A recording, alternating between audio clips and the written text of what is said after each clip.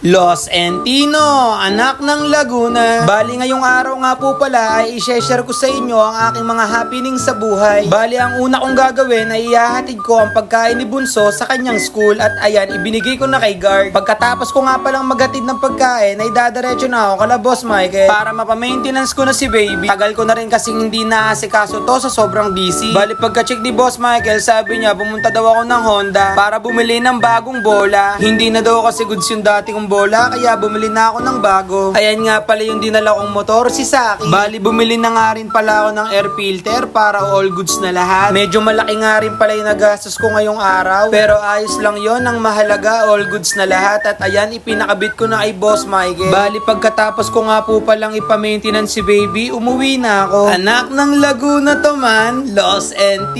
Ang sarap pala ng ulam sa bahay, Bopis. Kaya kumain na agad ako kasi gutom na talaga ako. Pagkatapos ko nga palang kumain, niligpitan ko na agad yung kinainan ko. At nagpagas na nga rin pala ako ng motor para masundo ko na yung classmate ko. May kailangan kasi kaming asikasuhin sa thesis ngayong araw, kaya pupunta kami ng school para maayos na agad. Mabilis lang naman yung process sa school, kaya natapos na agad. At ayan, pauwi na nga pala kami ng classmate ko dyan. Maraming salamat sa panonood. Ingat kayo palagi. Alam mo na mabisa kahit di pa ako dito naging blessed. Lahat wala mintes.